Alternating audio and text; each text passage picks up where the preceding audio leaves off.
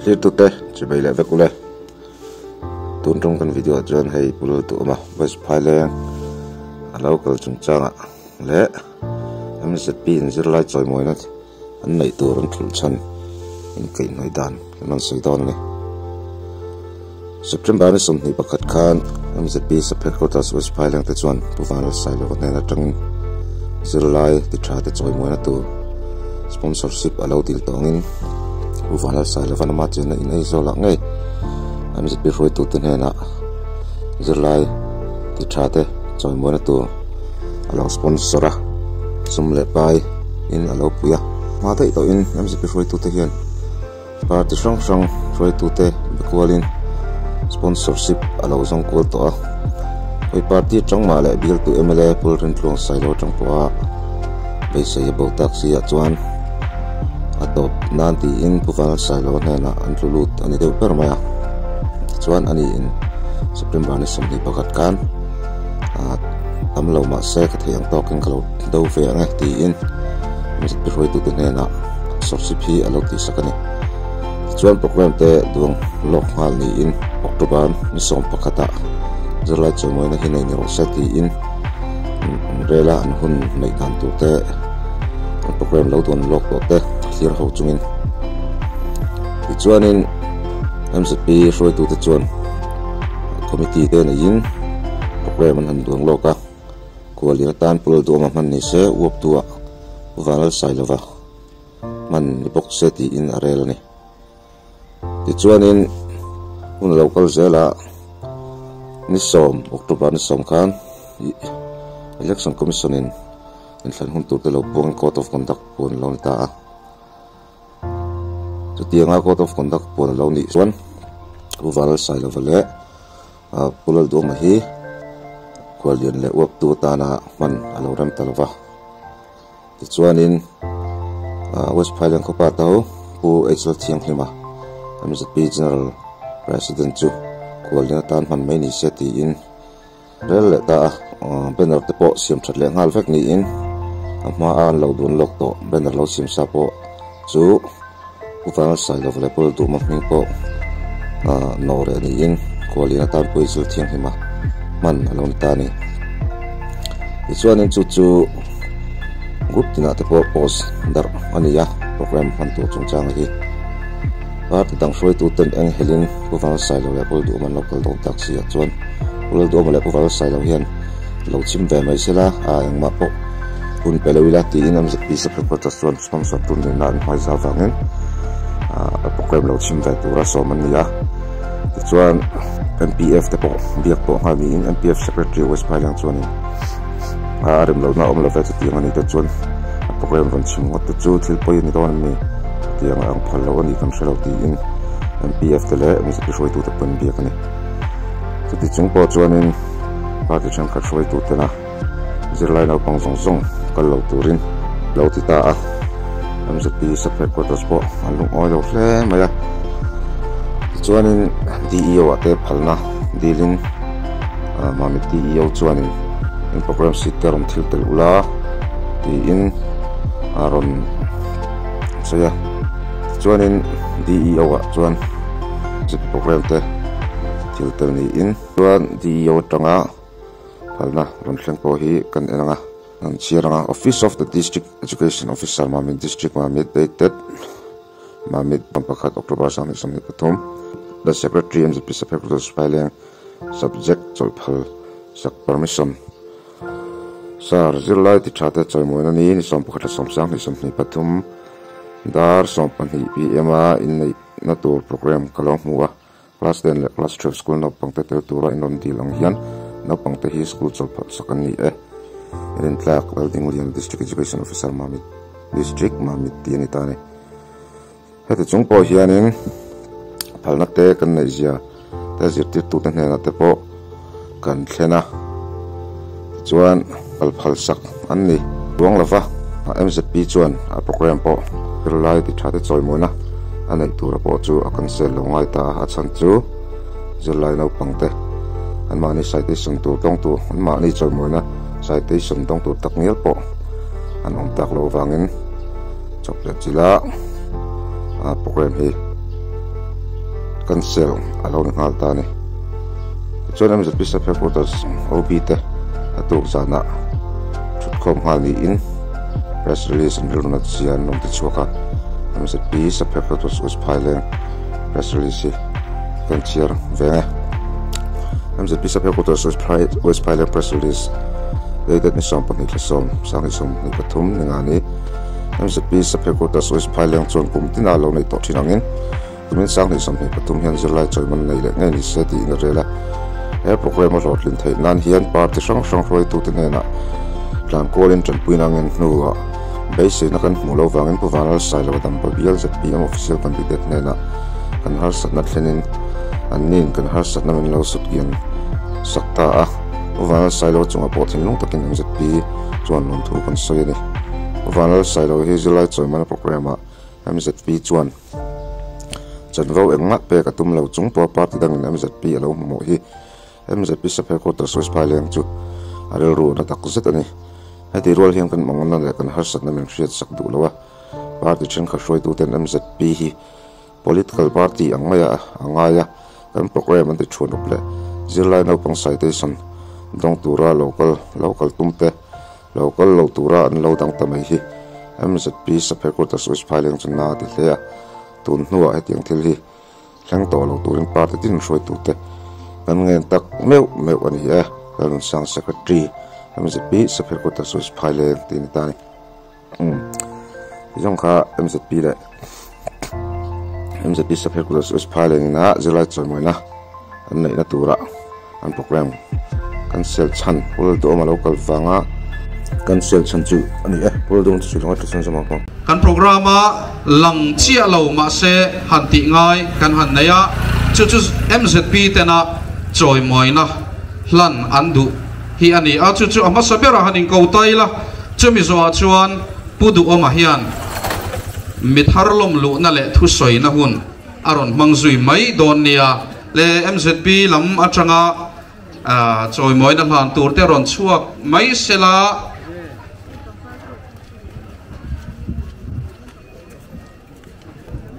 Pu Vanlalsailova le Pu Lalduhawma te ni don ani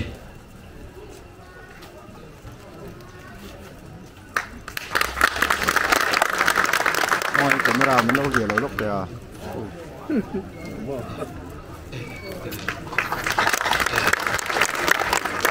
onu lamin pangpar pe kan du bok ani chu lo chuak veleng hal mai sela Pu chairman le voina mani natrul te kalsana chun ni sat wanglai taka heti sat nên trò om tu local dòng sông te chỉ bay kan buộc chuwa tin kan MP president ngay hoa public meeting kan nei thei hi alom le in ka ria tu na trang chuan an mani ho na noi zela kan ti ngai to ti te kha kan ria sa mani sen kan soi duwa hey W.Phaileng a hian rem na le muan na kan nor lai atangin lai mun atang hian sang aum lai khan troom tu nei mia lovin kan pa pathumin tu kan soi to a ti chuan remna le muan na kan han zo chowa kalphung thar kan buai pui le a voin hi in ma a voi som pani thu ka soi na tur alo ni ta a kan lung rol pui masate engamaza tin chatuan ram min pan san to a tun nai loka pu be kluangan min local san le a anu pui le faten min lo tra khu ngoi ya hetiam hi khotam ta kan tong reng tamaya so te chungin kan senior te voin thenga mecher midlova la chingar ngar xem na kara po min ngai lo min tak tak kan nei chung sing a chuan hei u chong chuan a kum som riat le panga mel kan han munol mai te hi alom om katia aniang rual kan ho tu te hian tlem to le ani ten Voin he MZP Sub-Hqrs tenena zilai titra soi moina hun tana kan lo ruwa man kha ania in than puan ani tak thut awangin kanin bevata MZP president nen in than puan ani ta kwalia na te kanom thiang to lovania chuwangin in banner te program matia kaming le pu Vanlalsailova mingom zong song kha lo chok chevek kula ti chuan nang manin program in lo manga kan chim ve te in phau ani ro chuan chim tu angin akila kan lo thu ve mai ane tin kanin bia chu chuani mai lo chuan ti dan dang om to lo ani hi kan ti tlang ani tiang chuan kaini lam programa kan telve na zong kan selin antum lo angin kan MZP Headquarters Sub-Hqrs 10 hun thatak an mam tura kan be seilain sarkar lam atangin an choi moi tur nau pang tengei po kal khapna thupe aron chuak ta alo man dong tur a choi moi na dong tur ngei te po kal theilovin siam an ni hi chu apoi kan ti khum kan ti pui khop maya kan MZP te po kanin palzut ma devem o nau pang tele anu le pa te po an za om le in kashia khatian khenga kan sarkarin ma aron la ero khachu awan du thak kan ti le ele rem lovin til pe lutak baite kan MZP te min han lam shama in chunga kan lom le ani ten thuma kan nei de unwal zuyanga elai bia la hian ZNP kan ni lai khan buminga kan candidate chumenua foreign lama te min kalsana ti chuan na te min lo tho santa sang ni so pariat in than khan candidate tur kan bai vai em maya chuta po chuan ani chu be sei thin alo om tak lo vangin ano khanam shim tlatur chiang sa nin khechungin pitluang I khakan ron tira pitluangin din ain huam ti nomination committee ka report ni chuan kan lo ma put kan beng dar ani so ti khop chuan kan bai vaya hei tuna in than alo hun le ta kan ri ruwa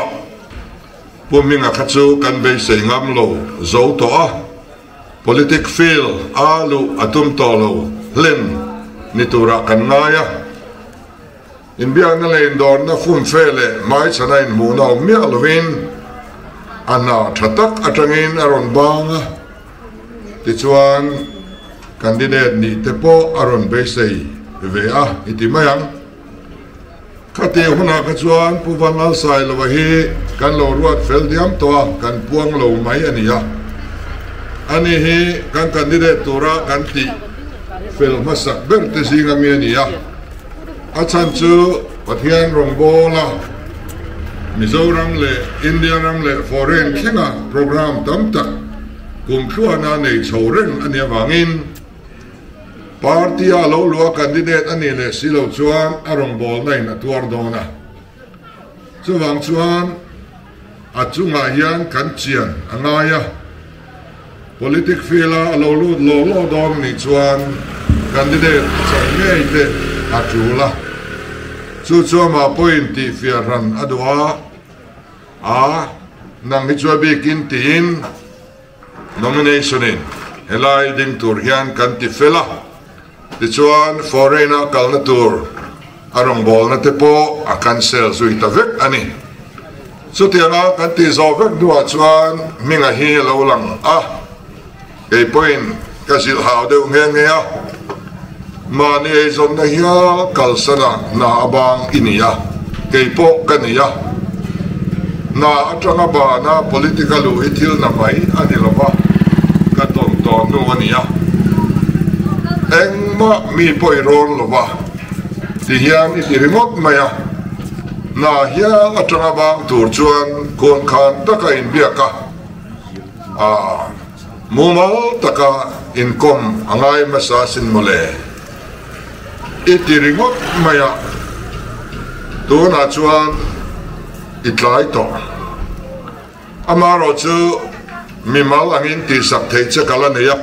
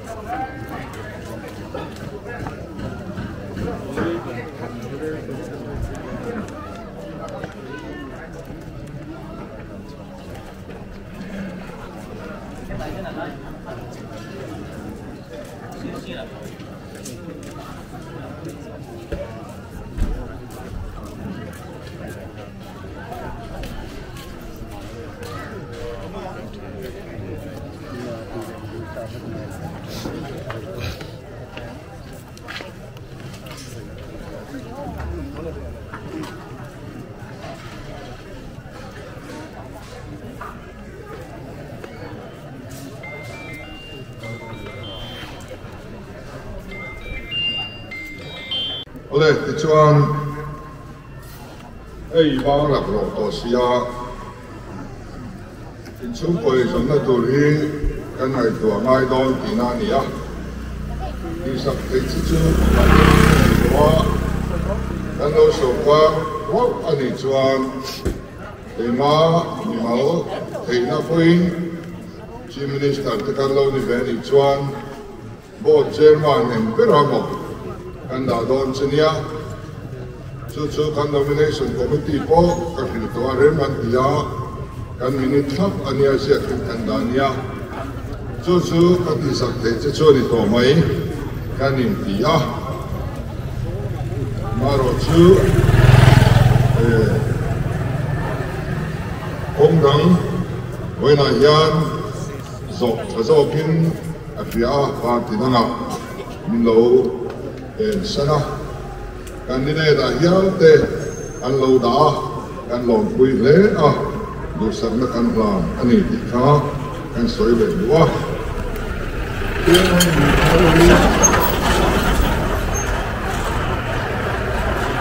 so kun ba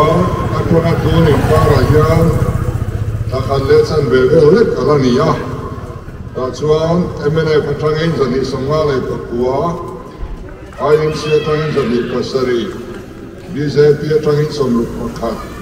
neutral atangin somli le pakhat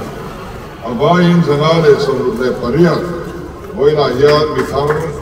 kanlo ni le ta ma kan son chak le pa mun tina ni tirin kan thu me ka pathian le mithing te do sakna kan dong na se ma a thok tu te sang som chuma le kan mithang te chuma hian lom thu ka saya waisen taka maniom no thin party te chua san le neutral lo ne chin te po neutral mai a hun to lo onge kani da nang ang hi mi chia da kan pho lang ve tiang tingam etisat kan nei hi kan ta in lue ani so vangin boina hian zorama party sarkar kan huiliama mipui sarkar alodin thainan kalpung mai kaya kalpung thara kan ram akal thing tura kan thopui ri nom tak ni turin lom takin kalom lu chu anie elai hian an list le an phone number te aum veka en chiang du tong chuan en the tu ani ole Mizoram ayan sarkar tu chuan panina ni masak thot angaya Congress sarkara kumsom kanthona kanlo ning ta dewanian athak na tur kan songa ati lai kan omve rengani party dang kha ma sengin kan nin to vek chu an thak lo kan lo lao le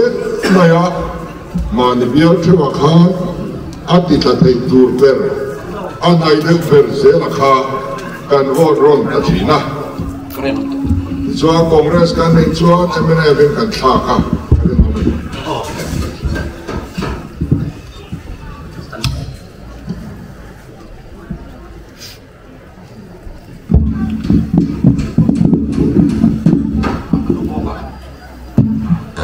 ole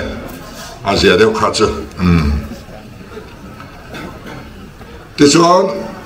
MNF kan thaka MNF kumsom anan sarkara kan lo ning le viau maya kan ning viau ani tialan na chu MLA an nei lai atranga kan han pai thaka atlinga hian tlem thei maya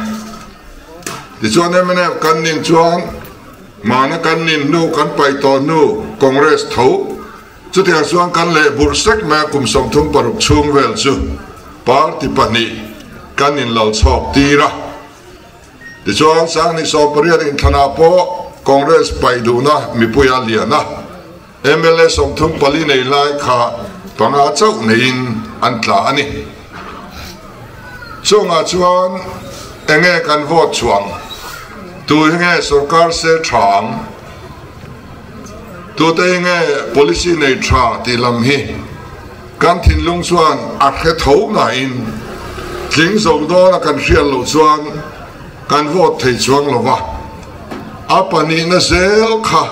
pakhan na thak nan kan manga pathum na te pali na tan te zorama yan sarkar siam ngai na om thin lo ni chu kan political history ya adik ani ti chuan sang ni so pariat in thana ZPM chu panina alone ta a voin thlengin kan legislature party ya opposition party lian ber kan ni ta a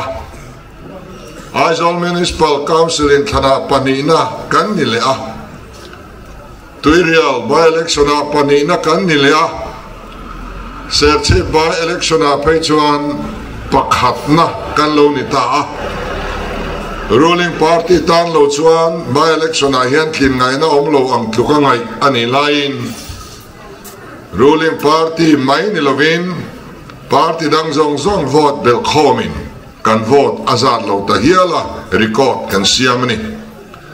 chumenua lunglei municipal council kan an thang le a MNF anila Congress anil le a avain kan la le a chumenua CMBL nge ya zema boka local council in thanna kan han nei le a Congress anila MNF anila avain kan la chho le a ti chuan tuna hi chuan ruling party .2 pani na po kan ni mai to lova ruling party hi vo yang mazat in than puya khen mai kan lo ne mana pakhat na kan lo ni man der to ni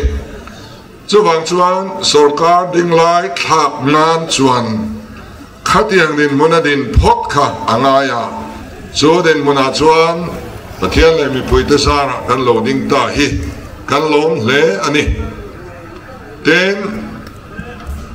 adang le chuan sarkar ta na kan du nilovin sarkar kan rin kan vote thin in than om to zong songa opinion poll la ani fova siema tungai du ber ti te awma kan ni zia du ber hi chu kan ni sing to khop mai chumirwal chuan tu party nge sarkar rin tia chuan avon hutlember kan nizel thunga sarkar ta na kan du kha votila sarkar mayang ti ngai dan kan pul hei theilo sarkar ta na kan du ber party po a sarkar zo kan rin miao lo chuan kan vote chuang lo chu kan politics nung chang kan voting behavior ania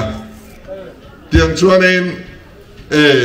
sarkar ta na mi du ni ringot poi sarkar na along ni lo kan rama chuan sarkar turan rin ber ni hi alongai tel le a voina chuan media rang kan en chuan tap chak ti kan ti te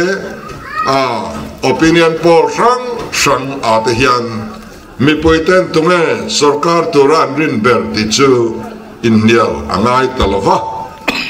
kan party dang tenge po hian chu chuan pom niin alanga kan sarkar ring ber tu te hi party dang te ania voina chuan ruling kan beiron thin ania amaro chu ruling le party dangin opposition party min beiron ta ani chu tiang chu kan din mon aloni ta ka wangin hei thakhat po thing to lova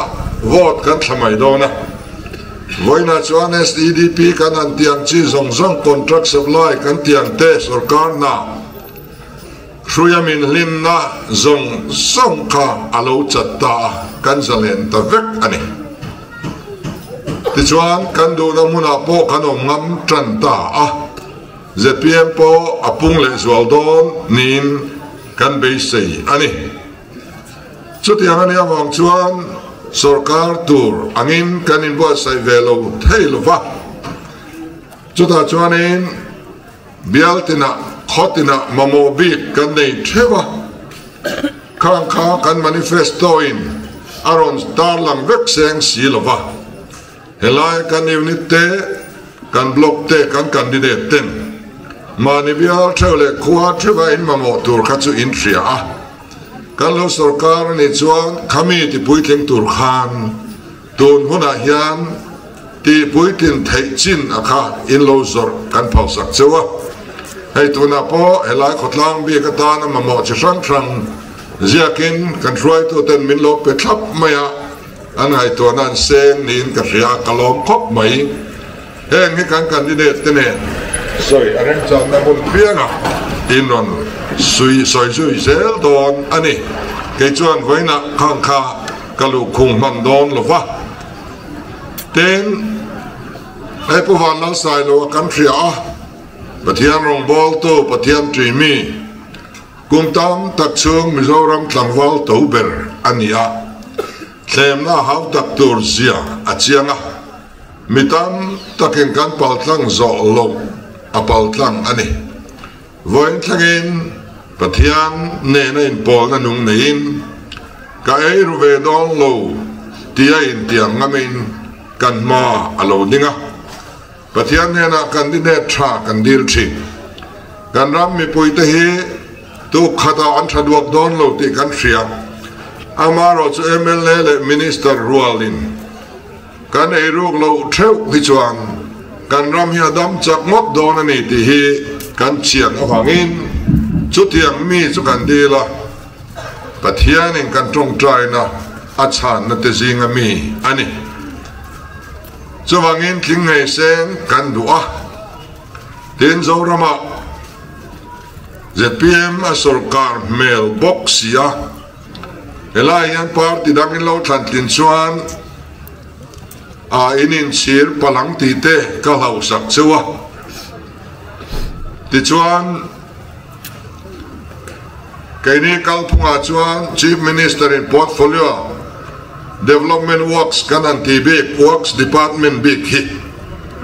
a khoi tel ve lovang te nia Delhi chief minister ang chuan kan CM chom don ani department lian sum tam na kwa betrun chunga boy ema en kolbi portfolio nia midam te vilman lek lo chief minister kha nei kan tum ve lova kan chief minister chuan works department portfolio anei don lo wangin bial tin hi avil pui thei dona a minister zong song a vil pui thei do na chu tiang ani chuan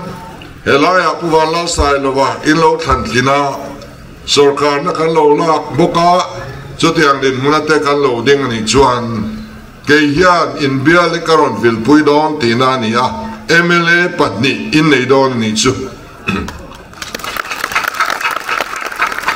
chu wangin ani in vote hian ke min vote in ni chu mi khereng chuang helai bial vil tlang turin thei top chua khongai taka lo thlang tling turin mi puite kan nge non le chu ani ole hey en chin te kan tia politica in en chin chi ani ngai lo te kan tia amaro chu Delhi CM te kholo en chin ta lo sengin Bihar CM te kholo en chin ta lo selangin angai li ra khang kalta seng chuanin tu na khuan tiang din huna khuan an ding don lo wa chiang renga sap tu fing chuan no risk no gain atiani risk lak na tel lovin lotlin na om thailo atiani politic ania wanga risk kan la lo na tur om lova kan len chin lo te om renga kan riat chiarem em to te chuta chuan kan la lungoi ni chuan tu san kan lungoi lem lo ni chuan voina hian tlan chian na om chun chu ZPM ani rima hei hi en chin angai ni politica hian anin en chin thin ani dikha kan soi du boka ti chuan lo sarkar taila enge kan vote chuang ZPM sarkar chuan enge atiang ti hi vote kan thak main zoram mi puitean in riat chian hle kan du ani kan dan bua kha ZPM thil tum poimo zwal pasari kan tar chuaka chong zinga masaber kan ngai poimo berchu ram ro rel na pathian ram tun din tiani chu chuan a huak vek po ati theyang chu wang chuan Bible buma saber Genesis chu ta po abung masaber chu ta po achang masaber chuan pathian in nge ati masak ber kan nuwa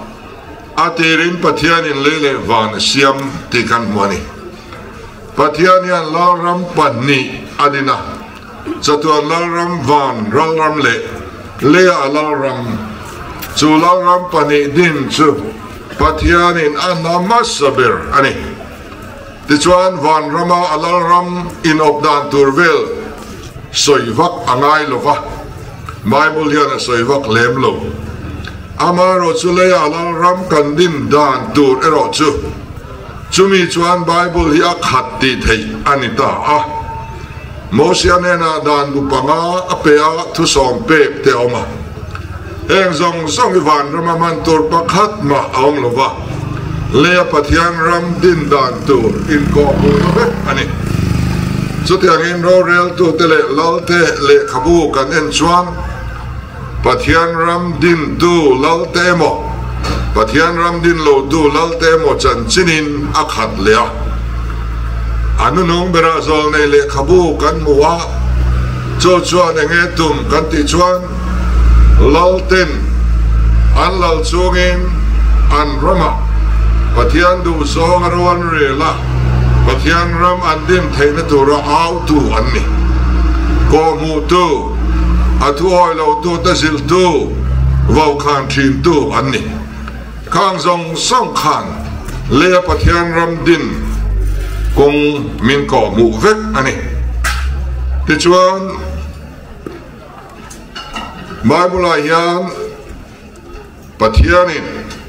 ama biak na lampang in thoi na lampang ngai poi mo em a le lama ramro rel na ngai poi mo em a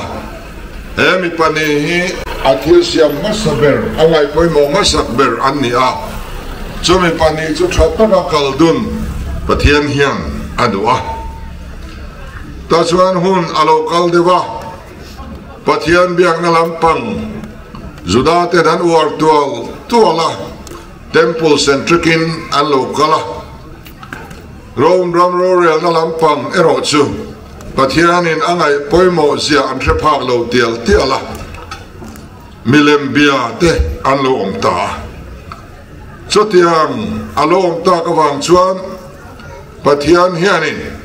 in thoi na angai poimo zo anei tu hi apuang chuak ta lo so la chuan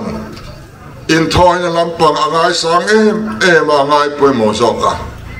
pathian thoi lam chuang ai tha sia pathian thu oi si lo in pathian ne na in thoi atuma ta chuan in thoi na in thoi na kadu zo ti thu hi lo thleng ta ni in thoi na sa khuana kan sel le sang zong song te ai hian pathian hian a thu oi adu zo pakhat na panina chuan in thoi na in khongai na kadu zo atile ani helai in thoi in ti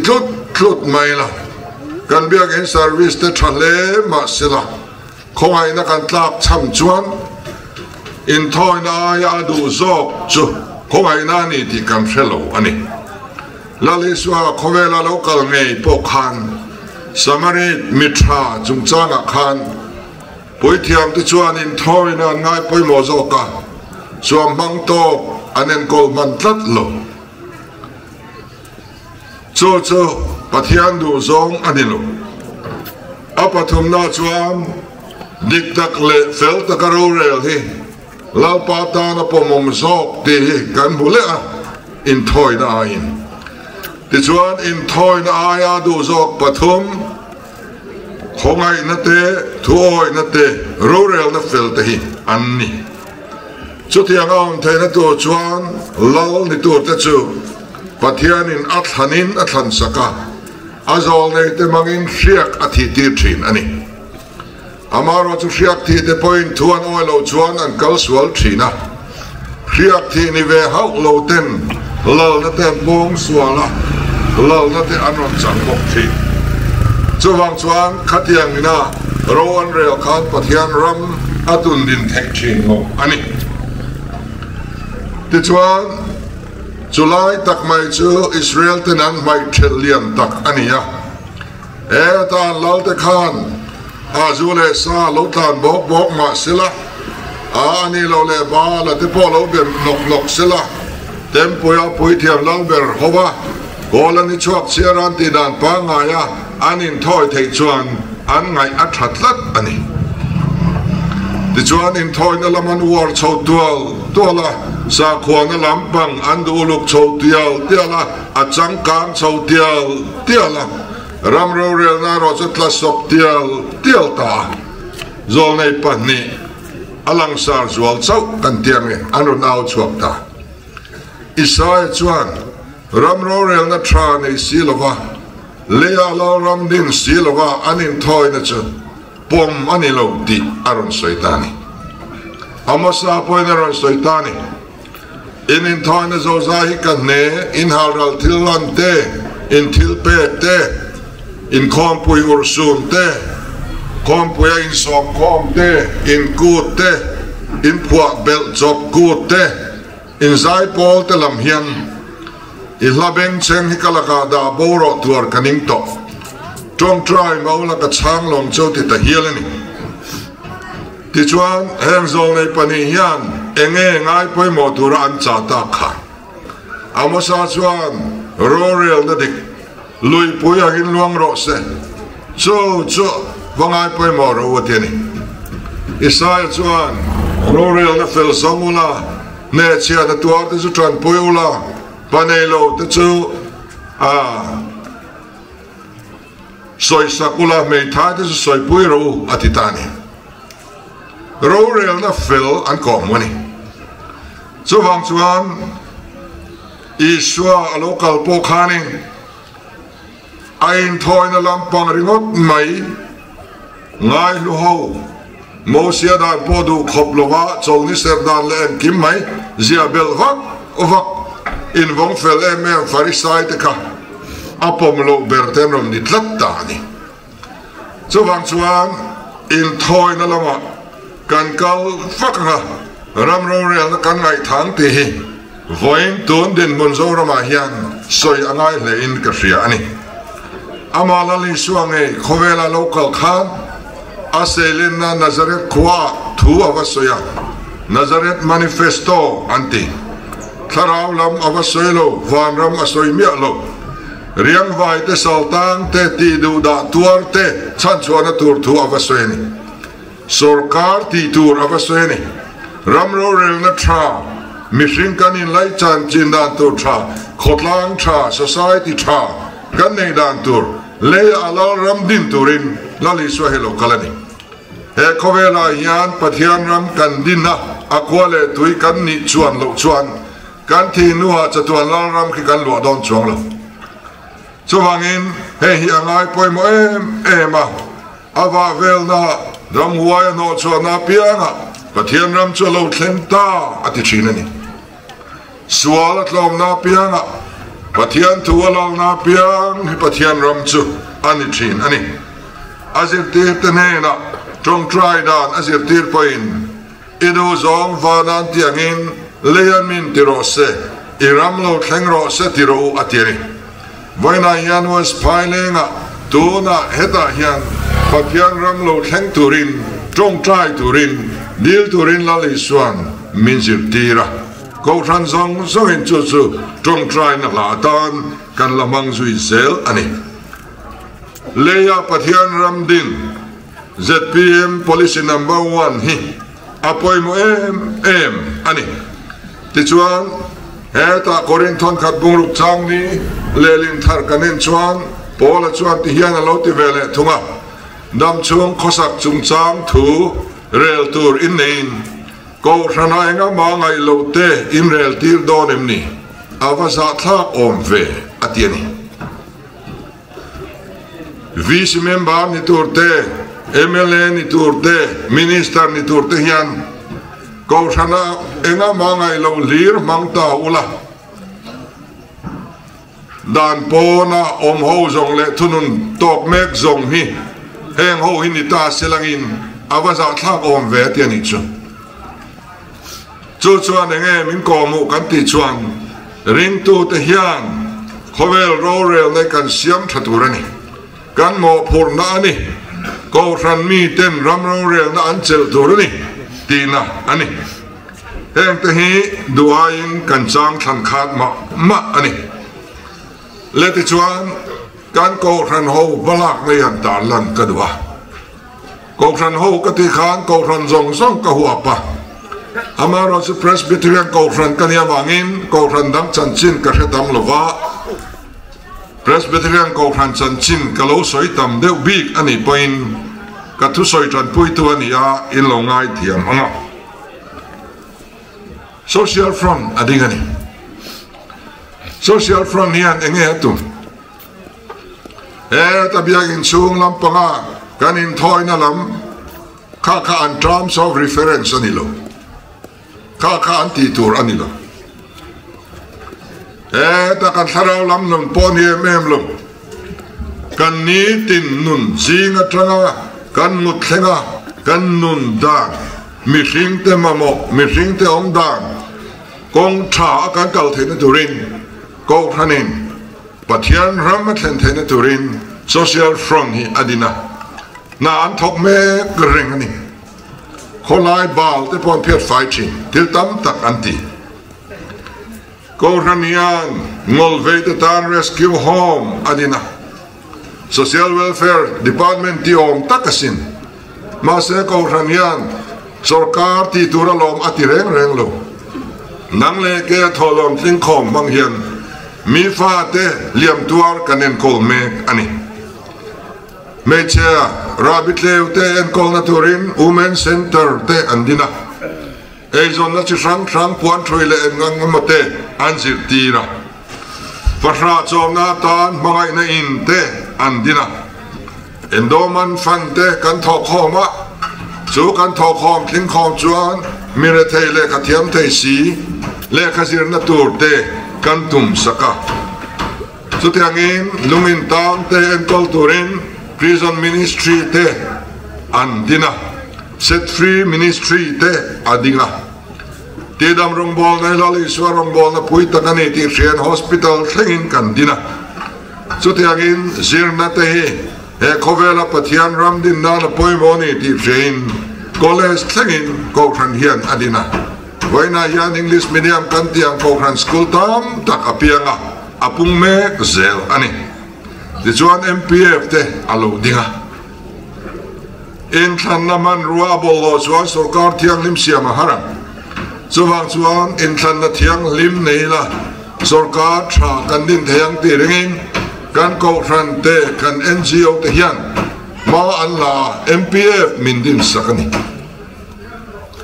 heng zong zong he ko khan malak nani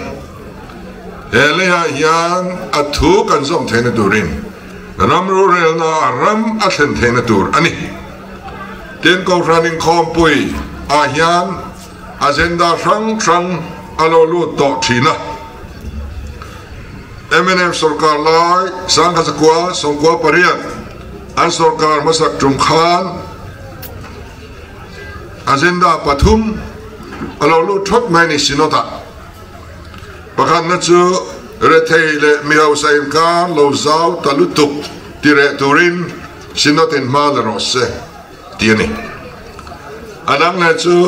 sinot hian thlai thal le na or thal na ngai to ro se atiani chumi ti lo thing to chuan mi thiam pathum delhi thlengin atir thla chung zinga pakhat chu professor thang chung nunga tuna kanwalu pa council ka secretary hi ani ngeng he khati lai kan so thing kan ti troya thal na kan fellow ani sinot ayo kalte khan so thing market athat zia ziak mewin anon thlen ani ten kum sam hi kuma khan MNF sarkar lai vekin zule drugs luar zel atop thena turin ko khanin malarose ti sinota kan pas le a kum sam hi pariat MNF sarkar lai vekin kan thim jing lutuka mombati kan china salutuka chuwang chuan sinota khan ko khan hian Haidal project din rose dikha agenda lo lu tani chu ko khan hi in thiar film lo ti hi soi katum chu ani corruption chung changa congress sarkar line sang kha zakwa songkwa pani sinot khom puya khain in khom puya khan presbytery pathum atangin e ruk na ti re ani thena tur hi alo lu thot mai ni kati la khan kan rama kan sarkara e ruk na alwar lenin an rianiam presbyterian khompui pathumin agenda anon pasa sinota alo lu ani tichuan MNF sarkar nuwa ka soikan de duayanga nikum sinot in khompuya khan presbytery pariat ngot atangin e ruk na tire dan tu alo lu tani e alo na sat per kubani nikuma khan central main e ruk do na kong zo puyai zo la khan an nei to a tichuan presbytery pariat ngot atangin e ruk na chungchang hi alo lu ta a chu SEC abo zui zela tuna hian kanu pa ho te khan SEC minute book khai nei chuan lo en ula SEC zatum le panni appendix sa khan SEC na rul mum dan kan mu anga tiang hian ain siak ani corruption chungchanga ming liao na nei te chunga dan lek ko turin ko khanin thunei na nei lo ma se ama huang chunga rong bol na lang sara mang lo turin tual chung ko khan tin te in fui ni se ramdan in thiam lo achan te te chu thunun ni se atitani chu tual chung ko khan tin ina kan zom tur ani ko ta thiam lo chang ni khel lo ma se la mani lo polo in le lo han din not mai chin te khatiang chi rin le kai te chung kwa foreign han jin ngot mai thei chin te an lo kan thereng in mun noi zaman an le ngot chuan an loina dai lo khoyami moni ti chiang reng khatianga ming liau na nei te kha ko thanin rongbol na lang sara man lo tur pakhat na ko thanin rongbol na kan ti chu chokidar khwangpu lathil tu tran tu avai in ani vek adang le chuan ko ta kon vek thiam lo chang an ni chuan ramdan in thiam lo chan ti chuan thunun tur ani tabok ani kan ko ran chunga hian lom thu soi kan ba ani ko ran hian ati thei tok atin helaya hian nge kan mu heng mi ta chunga hian dan le ko turin ko ran in thu nei na nei lo ma se ti lai ko ran hian thu nei na nei lo anei lo chung chungin ati thei chin ama huang chunga tiang hian ro arel ani ti chuan tho tran le in rin kara hian tu ta thun hoi nge kanom le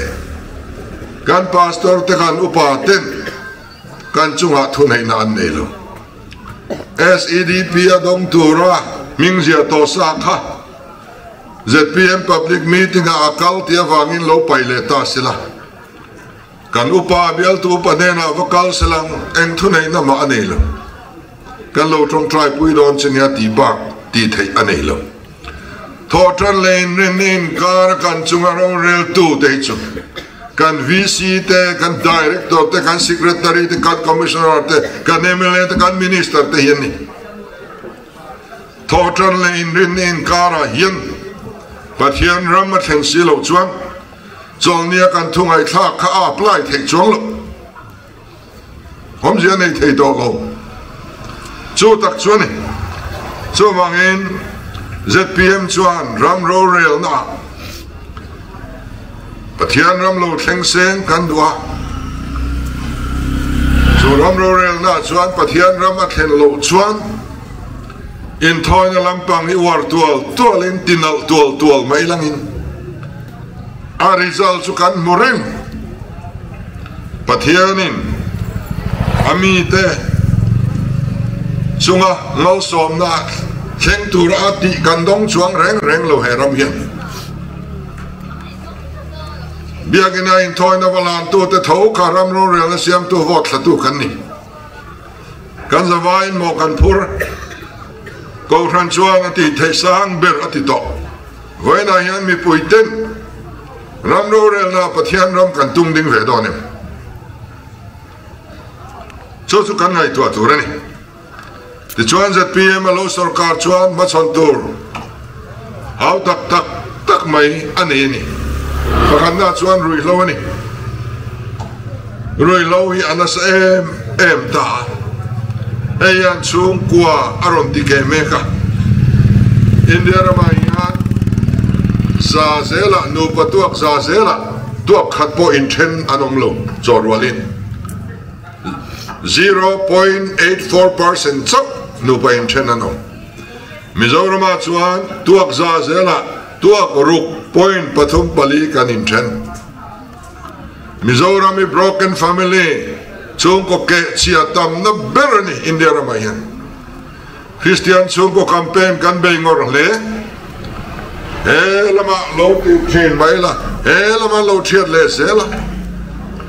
in chung afara apopa chuat aron ti huwa chu ilo not hul thina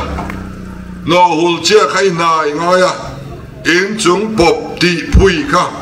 ko ran mi te ti tore lo iti tlat sia chu te ani chuan a far aron far renga i hul sen don chuang lo in chung chuat ti hu tu a far na ong ka han no ngai lo mole in chung bal tak pia fai atul zia te pia fai ani no anom zia tur te bona tana soi khan om zia nei lo bona tangin kan awa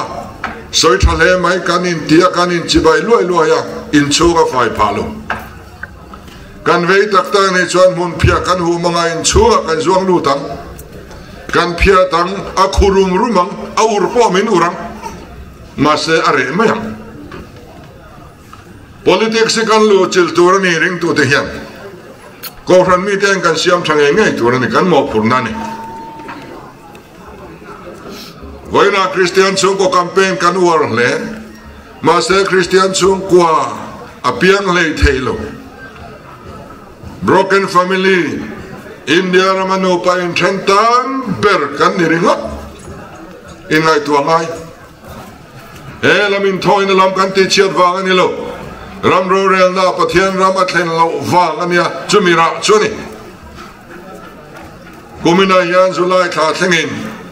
mani intilum som ruk kan nei to thatin mi pariat intilum ang zel ani kum dang zong zong ai intilum tamber kum athleng me kani kuman thuan se enge kanan don rui lo kai noi ani zel hang te po hi ti chuan zoram drivers ram thimbot chuan mi pa in kop ching eng zang e om te hi an khisel na te en dik puyang aya vangin khatiang mi pa in kop ho kha zoram drivers ram thimbot a hian anon in register ve thinani in register lo tam takanom ai in register chin ringot poi ai zol khopuya ringot zasari somlianom tichuan Samaritan Society of Mizoram ading lea chuan kes kan ti ho hi kan society hi ron som teuron in register teu hei in ei zon na nia dam doi te kan lo pen chunga doctor tan an exam ang chunga nan na thalo ten velo nan ti in anti thina chutianga an mani nena han kala han in report chin ai zola ringot zani somnga anom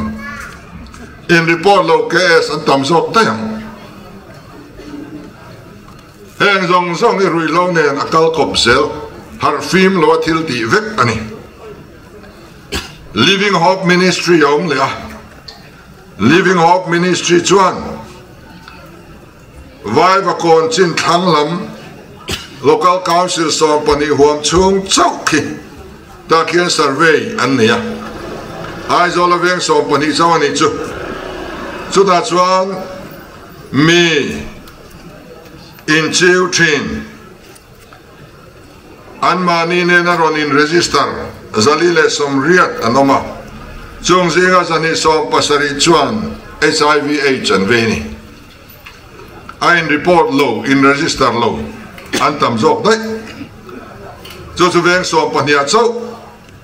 tin rampuma hian India rampuma hian zazela pakhat po HIV anong low 0.21% chau ani Mizoram chuan pani point pathum pali India rama HIV na saber nam kan ni hetiang zel kan kal chuan kan tlem tual lang chutiang chu kan ni dan ania mithiam tanan soidan chuan HIV sarkarin a report hi so min puntirila adik tok vel zel an tiani hetiang khopa henan na ten omin alu chil ram kan ni chuan etinge ni tang le kathupe ten zong chuan thi reng anai lowang chu thi reng in puan in anai lowang ai kupta ram atana leng train ram leng train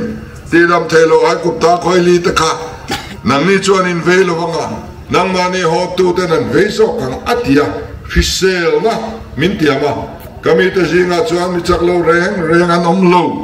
chingle naw chiat po nom lo an ran zinga po ti te kan hu pathian ram dim to te chan vo wi chu mal som na lir ni chu wang chuan hela in thoi tlut thin mai la helama pathian ram kan thlen tir ma hi chuan kan heti reng don ania chu wangin India rama HIV tam na ber kan nia Central Sarkar Kwan Mizoram atanga rampo na zintu reng chuan chan velo certificate an nei tur ani min ron ti tamai sela min ti lawang ti soi the ni lo nia amol pho thak don lu tuk komina hian zulai thak thengin drug savanga thi somli le pathum anom toa kum som kalta chunga atam ber kumani kiam lama pan lo apung deu kan ramian chiat lama pan deu soi piao mai chi ani lo chu po chu atak taka chuan ai tam dai anni mi odia thi in odi na thi ting kan siak thadu lo chumi wang chumi na wang kan ti vek riat chin po ti hian ya atak chu arab thak le kan sara hian hospital thi nitin mi pani vel zel omang an ya in lama thi exam nge omang kan repak lo kan sar awang yan nitin ruang pali vel chu kan William ang khop mai aswal tampui lo mai the then government Mizo High School can survey and siama that's one eyes over poisuna thanwal so bakwa a mithiza len kumza an chin chiani an bel khoma gandam reizong cho rual chu thanwal so bakwa a chuan mithi zong cho rualin kumsonga zel dam ang in an chok rual ani India rami kumsong rupariat dam anga cho rual kan ni meka kan sarkar hian eng data ma anei lo shima kumsom sarivel dam ang tein anon chu ave ngota eng ma bes an nei lo khakha lo oisu cherkop diklo hi kanin bar maya thamia lo bani hangi ZPM sarkar chuan cherkop dikhe mi pui ma pho chu kan tum kan bazet ma sabera tang kan sum din mun le kan batur za zong adik tak kan pho chu dong ke ni chuan kan din mun ni kan zep don lo chu vai kan dam rei zong po hi khobela dam rei lo gar chu cha naman ya kum som li le pakwan damani khobela dam rei lo ber zinga kan oma pathian chuan dam rei na min tiama te na buk na dik takin mangula lalpan roma pe ka chau hian in dam rei do ni atian lom ni When I yan trong try war ber in com zing ber ram ni si yan char tin dik pakhat po kan nei tolova kibit dik pakhat po kan nei tolova dam rei chi kan ni lene so wangin chol nia pathian bia kan in che kan wak chuak ringot hian ni lo ram rural na chiat chuan kan tuar tho kong puya chiat chuan ruling point an tuar tho kan vai chu chuan kan vei em a hi ti chuan heng thi singa hian kum som thum panga tanga som thum pa kwan tam ber ni pavai kan ti ten ni chung ko he zong tu ber ten ni heng hian min thi san tam to wangin mei thai kan nga lu tuk to fasra kan nga lu tuk to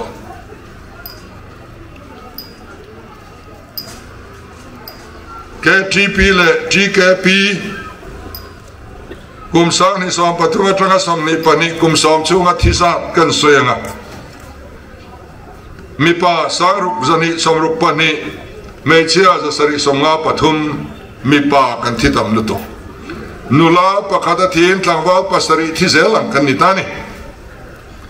hetiang re ta kan ram akal chuan lakin loka hian kan nula ten mizo nei turan buzo don lo chuan assimilation I mean try lo don kan ma ba ka yan len kir khap sang taka oma awam ti shelo yan zan mu kan singa lim tak yan chumilam pan chuan kan tol dup mai ang thin yan ka ria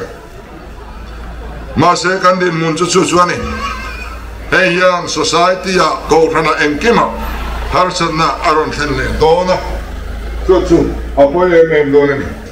chu wang chuan in ZPM chuan population policy te thampai na siam ta hiala kan sarkar chuan fanei tam kan wardona fanei tam tano kan pelona ni poisa te po thanem tak kan pelona fanei tam en ziptiri angai ko than poi nei ngai poi mo em ani chu tiang chu kan din mun ania isaya kharing tin nge khatiang ram din mun kha soi kha ke pha atanga chip thlengin namlai reng om lo liam te pem te a vuak duk chur te pan nai la te li ri da khata cho roi to de chuan an met ping lo wa an tuam hek lo wa riak an noi hek lo wa ti ni ti chuan Jeremiah ve thung chuan ka fanu kami te liam tuar chu ngai sam takin athalom anti athahau siloma atiani so vangin to na yang ZP chuan a chezong liran soite min ti thi mi kan pong soi chiat bot lo kan din mon ero hi chu hriam u pathian ram din atru zia hi kan chiat lo kan lau ani zo tiang hian rui lo hian kan ram hi ati sena sa ma ngai be pui kan thak ngai ko khan le NGO te ne kan ba zet po kan ui lo wang he thila ta nian dan te po siam that angai chuan kan siam thawang hey puro lian ral te hian la lo phua mana chuanin kan runin sum tuala trai du leng ne nawang kan nui za ami trai leng dang reng ngai lovin chuan na wal dang tu reng kan don lo nu pui kan an ne ya pasal kan an ne ya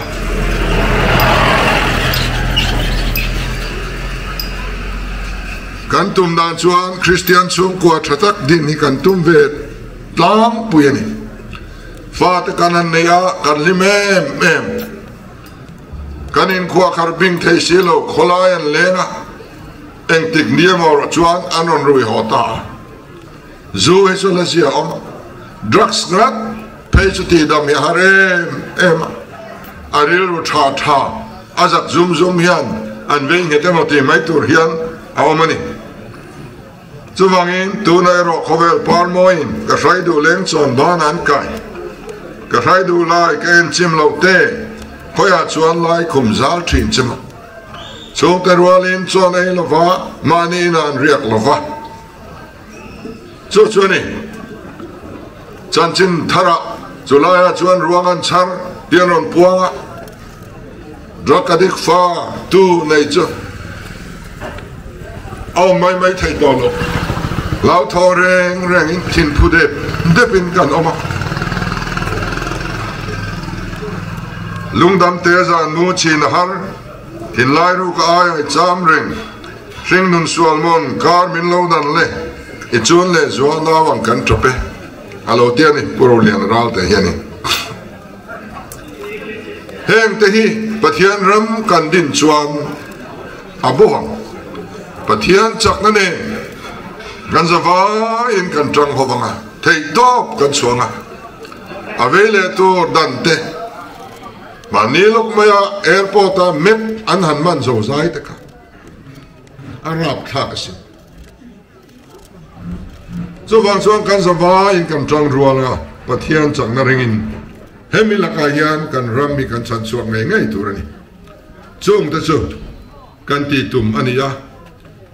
rui thei thilin heti khop me ro arel chung chuan pathian ram kan din don lo rui chungin har phim lo chungin pathian ram kan din don lo chu wangin hei kan na pui tu rani anang le chuan cái mani ZP ma hian pathian ram a thleng tu rani chu mi ram din tu ra aman roin pe te pathian point mal so me a choi moi me te kan ni kan fellow ang angin kan ni ang hian pathian hian min fruai na sa em ani candidate te po kan puang ma em ma soi sel sup ani voila chuan kan lo puang ma kha kan lo em kan in pe to in than ba chon tur hian party dang te la buai ni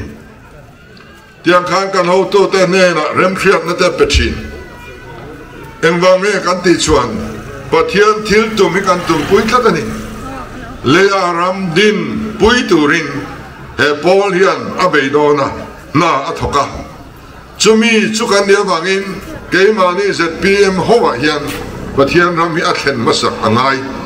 kan mi mal nun engkim kan wan tlang nun engkim kan phim khur angaya kan dang lam ngam angaya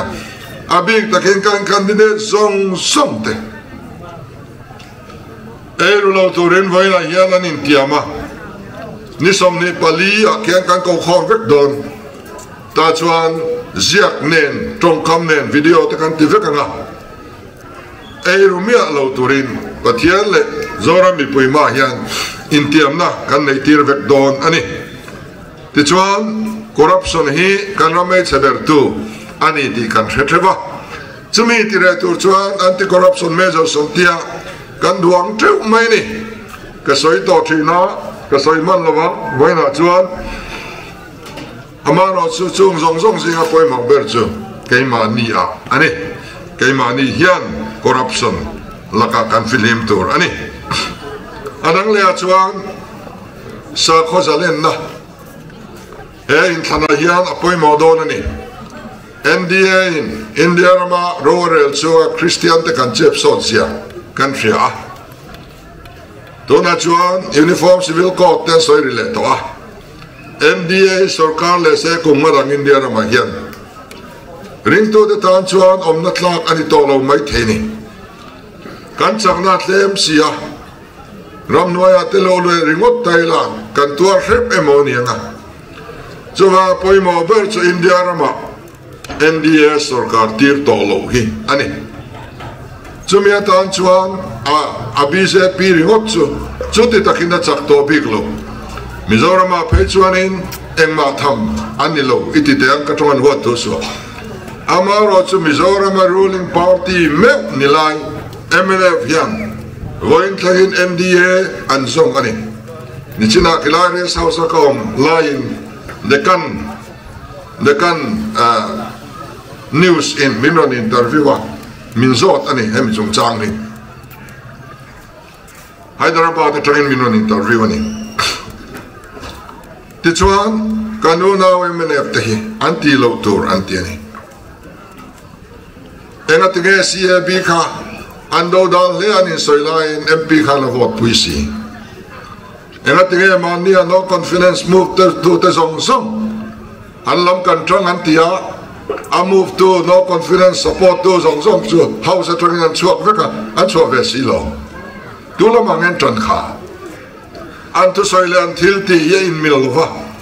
chu wang chuan NDA hi a BJP chok ne loving an mani thlop tu MNF te ang ho wang hian India raman lo leang ti hi kan lau ngoi ani Kini chu regional party kan niya ni china po chuan sap chan chin chuan min zota engtin nge zong in nei don emte tu ma kan zong don lo thu top siam thai tu ni kan du amaro chu central sarkar chu a issue besi support atru chuan kan support anga do atru lu na kan do tu ma kan zong don lo regional party national outlook nei kan niya kan zalen nai khoi ama control don lo tin kan chang ani chu tiang chu kan nia chu wangin voina yang politic rigot nilovin pathian thu atramte tharau lam nun atramte ring tu kan ni na atramte pohian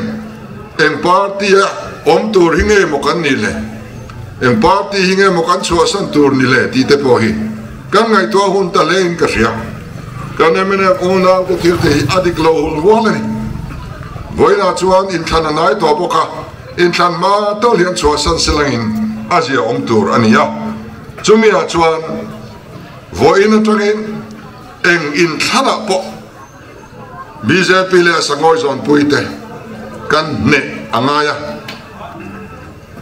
tuna tanga chan kan la angai chu India rama Mizoram pathian ram din kan tumna hian dal tulian ber chu NDA hi alani le chawang ti alom em ti kan soi du bok ani ten kan ram le lunga pathian ram athen angai rombung ria cha som ni achuang thil siam zong in pathian fa te lo lan hun an ngak lela tona chuan nu naw ve na tuarang in rumek atiani kan lali suan vanalon ma min cha poimo em chu thil siam zong ne na chan chin tra shil ani voina yang kan ram nung cha ten mel ma enin min enamin hlau em kan thing le mau kan lui dong an kim kan NHIDCL kong lain ti khop hian ati chia kan global warming an ti te po khovel pum pui kum khat chung alum na in Mizoram big lum na asang to soka sum kan du lu ata kan ram lei lung kan ti cheme kan ni chung chuan du wang om ni lo om tir tu wang om ni te ni pathian le kha hian ni om tir tu chu kai ma ni kan ni thu nei tu te an ni heng te kan ram lei lung chan chua te hi kan vot chua tur dua takin kan ram lei lung le nung cha te kan en kol tur ani ti kan soi du boka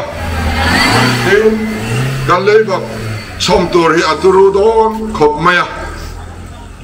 Bible se sing tel sing chuang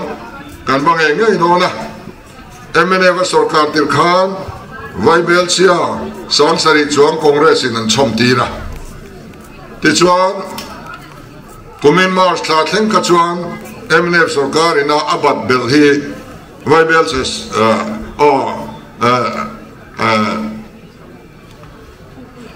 sanga vel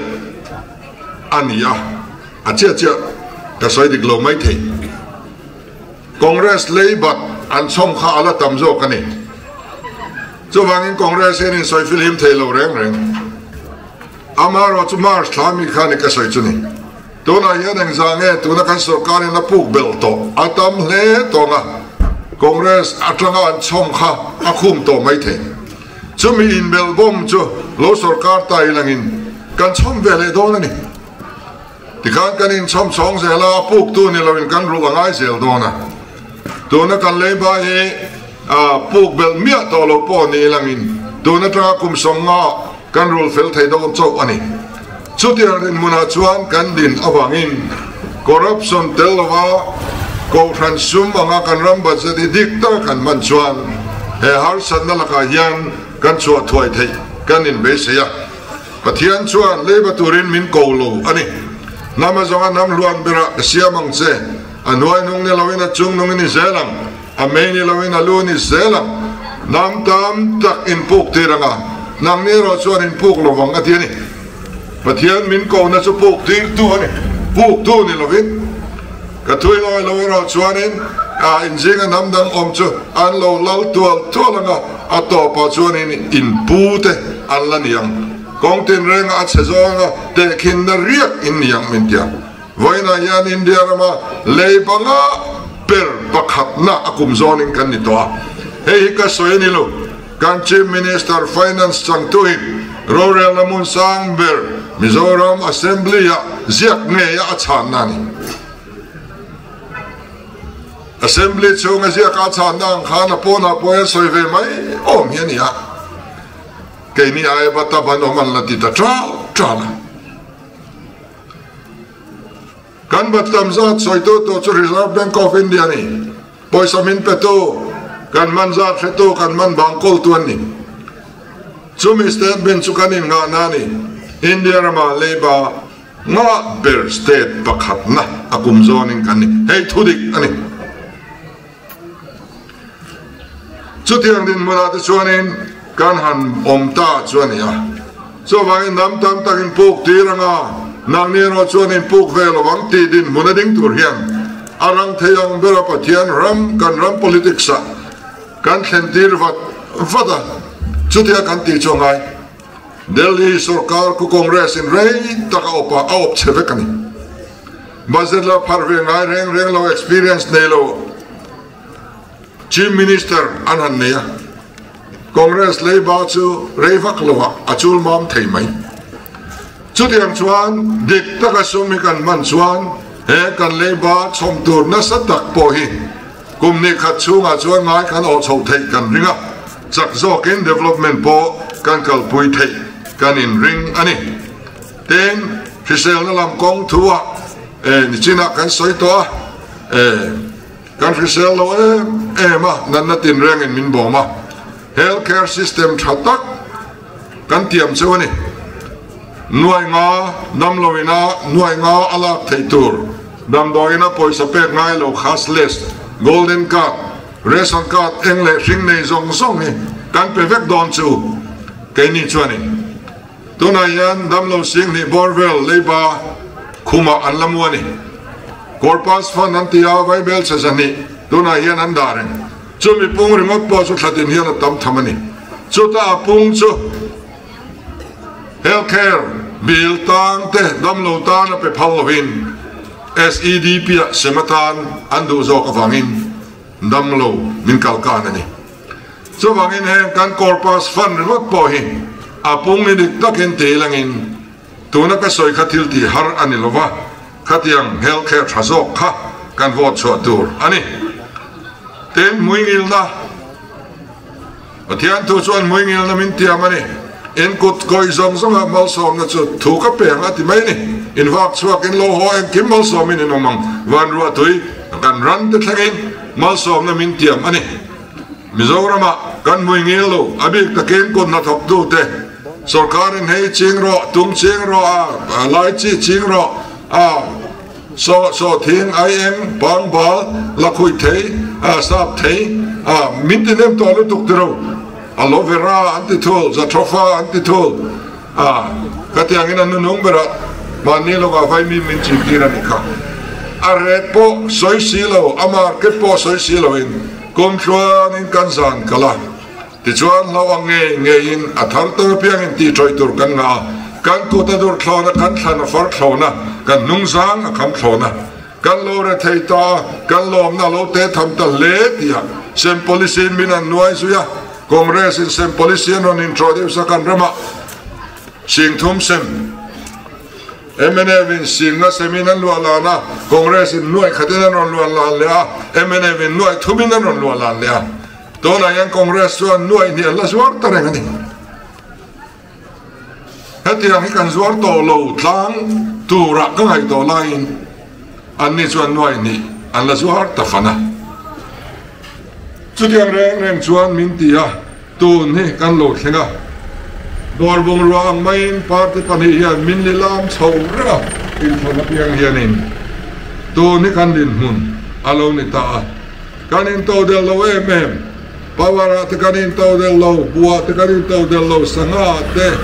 oila ringot, tel a ringot pohian, kan treasurer putron pui hi, tel esen ania, takara exame i halching katia, nuai somthum hichu ka haldan tlang pui ni tini. Dor pakat ringot atang poin, vai tel kan leina tlatin nuai somthum. Engat tinge chochi kan ching thailo emi, tel antram kan ching thailo emi. Engat tinge heti reng kan chung song song chu in to del lo nei atam na tu kan kong pui te poi kan soya India rama yan chor walin square kem khabial zela hian kong pui kem za som ruk paru ka sei an nei ni chor walin India rama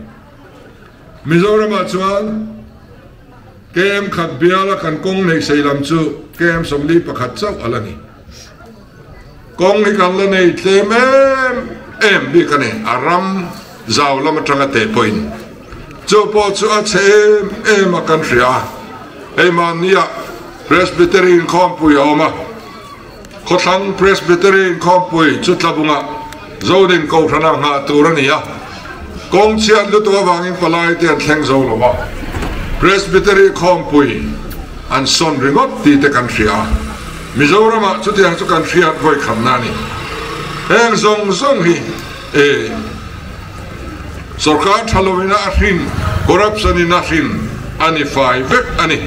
chuangin heng laka hian kan chu theina turin ZPM chuan bana kai policy han holding policy thatak kan duanga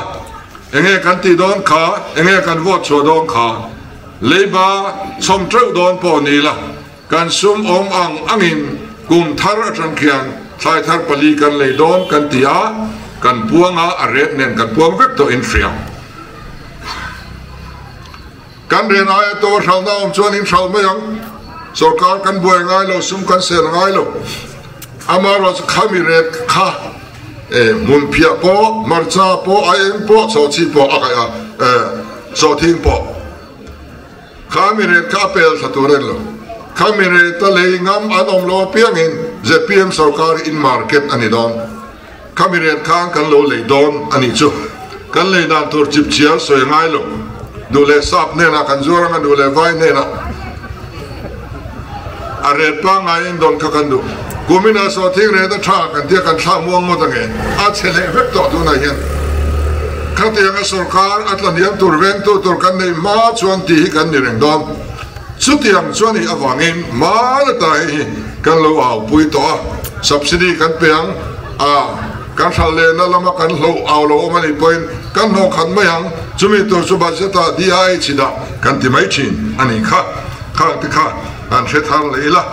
เดินทางทะเลบ้ากันยันcontract farming เตะกันวอร์ดอน contract farming ชัวร์มาร์เก็ตอมซาตินั่นไหม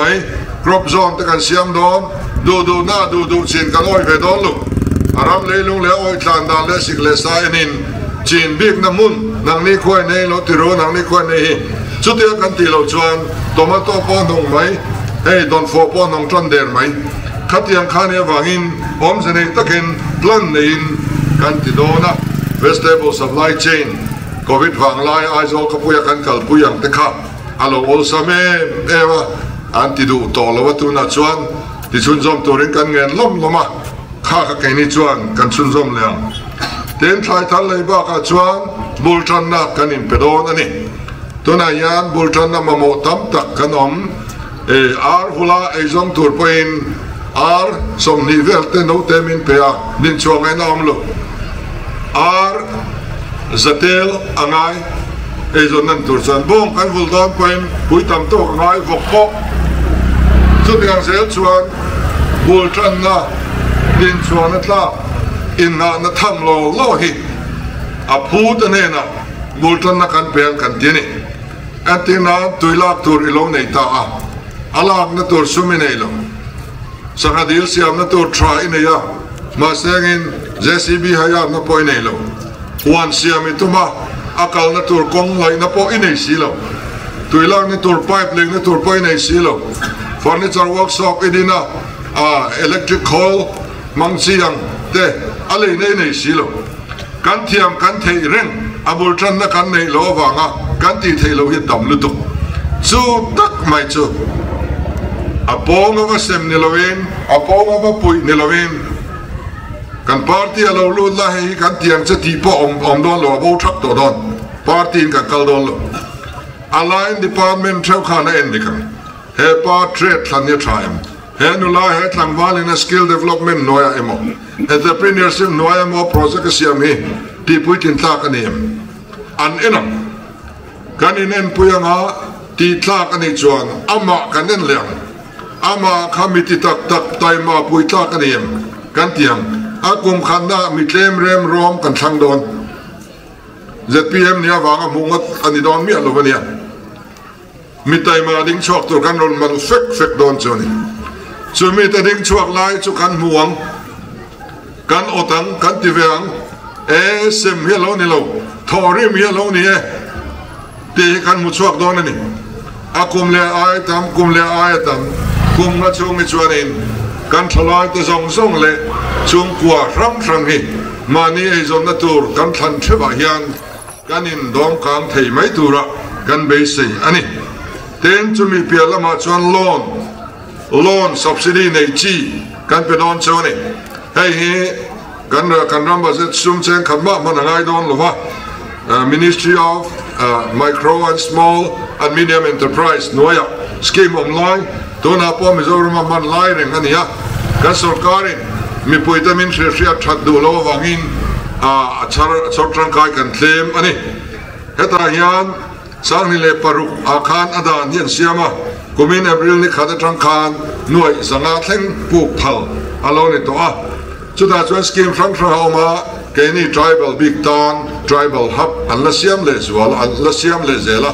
จุดทะเลสวอล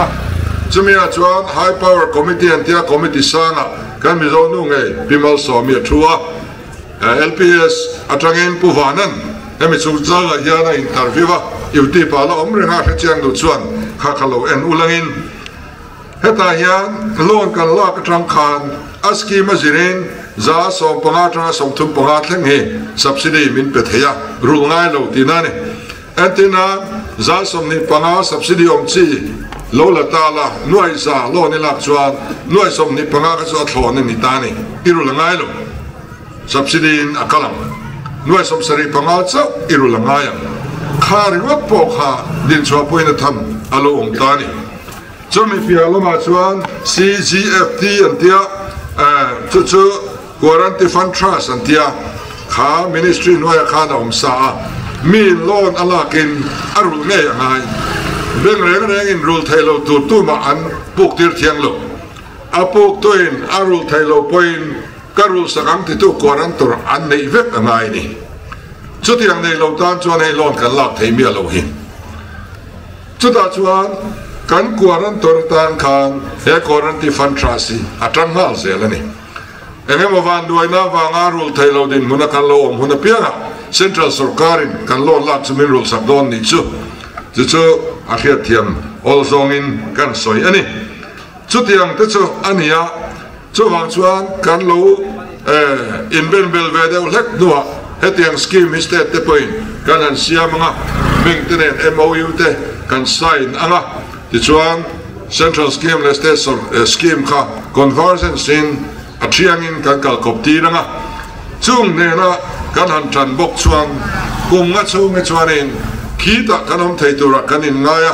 in thar tam tak kan sa ang kan fa te English medium school kan dang kan so ma pakhat apungang kan risel so sela su ZPM ina pathian lam adin natura angai poimo te ania chumi ti tur chuan sim na apoimo a kan sim turani he tim thiwa ni te kanin soi thaya takani lo ka thelo tak po lo ni se lau reng lo tur athim lam ringo ki soi lo tur ayang lam mi soi tur pathianin mi warning pe ma saloin to namba asem ngai lo ka khemang ka ti chimit ve kang tim apuan hial po lo puang to po ni langin ansim chuan kalam le thang ka thulang ka thini ni na ve te po ka khemang chuan ti ansima ka thulang ka ti mai ni chuwang chuan him thuan ni ani mo ayang po zora mian kan lo bak ani poin i hlau lo ko kan sim phot chuan pathian lam kan hoi chuan pathiani min ngai dama aram le afel na kan jong masatur ani chu salali swa economy ni ape bel chatur ringo di boy pui chung su atiani aram le afel na jong mai ola chung jong in mamo chope bel cha don che lo matia kan sim tho tangin ape bel chatur ringo kan boy puya drugs te kan zuar duwa mi fa te thi na tu kan faten rual anan lo kan lawak thanem kan ngai chu kan ti ve boka ma se pathian pong lo zong manga chung koin hai vor kan tum hian eng ma kan ni puilo adel arit ema kan khia kan lo hausani point hey party hey kum som thum le pakwa politic fila kom na anita ma na ka tho puite voin thlega min phatsan lova tingar ngar ho hi anin le lo hi athaviau to lamani amakati galom thin khop mai min phat sana ruling min zuan sana contract supply lian mu ho hi enge masat anom boka katong holo sela to ma mi om kala mu mia la chung ko han ti chia kum noi mana an muan mu hil thai to lo mu mang tha pon nei thai to lo Kovardona kaching se kan tia sa vom kol hian mu manglama lo chiam zela chu ti mai chuani so do kan noi tel man kan ne ya an ei thangam lo an ei tha thei to lo chu wang chuan aram le afel na kan zong potang pathian ram kan dinang kan rama hian tharau thiang lim ngam pat na le tel ve na sarkar kan dinang kong pui cha te pathian min pek belang power project min pek belang industry lian te chola te huna independent min pek belang en amiang tikama chuan kan la zalen ring tat to kani cho sa PM ina kan political goal kan la nei ring ani to na hian hemi tello politic hichu ka tel thailo ka ti topani ban som nei noa hian chatuanin pathian min da hi karing lo very not many amara chu lung kan ti oi photang aram le fel na kan zong photang chu min pek bel sa tur zinga omang kan le noi hau sang na te tak khiania amap ka nia India rama proven category antia oil le gas chat na per a number 1 category singa kan telani Mizoram le noi hi amapa hanen chuan asen hian an chin chia kan le noi jong jong esen chuak deuh thoni chu hovel company lian an chuaka ti chuan satellite mountain anantia kem chuti zana thuka om tian fria helai zona takhian om ti khan fria data en kim an nei vekani an han ver chia a om lo mai ni an ver thon nem to lo to kan rama yan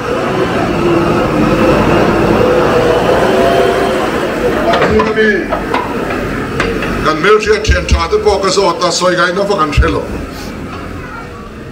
to nai chuan ram le lung hau sak na don tir thlak kan la ni ri lo ni aram le fel na kan zon huna chuan kan le noi hau sak na te hi hai chu aharin karing lova chuminia chuan heti hian yanga tlang sang te chuan uain thum afar tiranga tlang te chu nu te tuina luanga heng zong hi kan ma ba kani ila kalau chuak tu te chuan mul lui chato chuan rem thala nam chu chalai siam phatuan tiang che ti chuan pathian lo ram kan tung dinganga tin be sei na kan nei turani chakna ni lovin thil ti theina ni hek lovin ka tharau zokin le hei kan tran chan ani hei kan in nga na ani Mizoram zim te mi thing tlem te om nahi pathian tan anep luto a har salo luto Mizoram siam thati har salo mi point thu ka noi si Christmas a no vehicle zone an siama kan oi vek kai froi kan nuam mi zo te ruling party tin te hiam zeb lo wa chuan hotina unit te block te district te headquarter ruling party te hiam kong dik lo min froi ni waina hiam kong dik lo min zo me wang kan cheme kan ruling party kong dik a froi thei tu zoram hian amamo chumi kan nei huna chuan heram hian damang chu vangin pathian chakna nen chuan henam te takte hi den thar le har hau lova chumi rilru putur chuan ka cha du chawa chumi tan chuan poimo em chu sarkar ania elaya po kan candidate in lo than tin kha apoimo ta em ania chumi rilru chu kan cha non le du chawa kan zolam tluang chu thuin chuk so le rima sela chung pathian khian min la roi thleng nge yang zawaya chunga lom thu ka se lome